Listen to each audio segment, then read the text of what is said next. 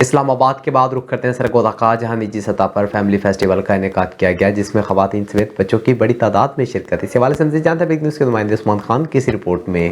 سرگودا میں نجی housing society کے زیر اہتمام فیملی فیسٹیول کا انعقاد کیا گیا، جس میں مردوں کے ساتھ ساتھ خواتین اور بچوں نے بھی بڑی تعداد میں شرکت کی۔ شرکاء کے لیے موسیقی کے ساتھ ساتھ دیگر تفریحی سرگرمیوں کا بھی اہتمام کیا گیا تھا۔ محفل میں موسیقی کے رنگ بکھرے تو ہر چہرہ کھل اٹھا اور منچلوں نے خوب ہلا گلا کیا، بچوں نے موج مستی کی اور خوب جھولے لیے۔ فیملی فیسٹیول کے شرکاء نے ایسی سرگرمیوں کی لازمی قرار دیا جبکہ پروگرام کے منظمین پرعزم ہیں۔ جی السلام علیکم۔ ہم نے آج سرگودا میں ایک بچوں کے لیے فیسٹیول ارینج کیا تھا، جس میں SOS کے بچوں کو دعوت دی تھی ہم نے، اور ان کے لیے ہم نے رنگا رنگ تقاریب کا انتظام کیا تھا۔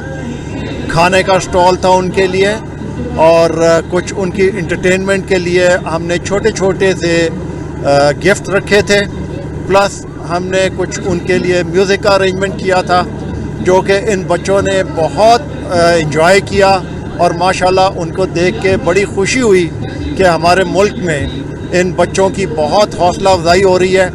میری دعا ہے اللہ تعالیٰ ان کو ہمیشہ سدا خوش رکھے، ان کا بہت برائٹ مستقبل کرے، اور ان کے لیے آگے بہت آسانی کے راستے پیدا کریں۔ یہاں پر ہم فیملی فیسٹیول کروا رہے ہیں، اور بہت سی فیملیز یہاں پہ انجوائے کرنے کے لیے آئی ہوئی ہیں۔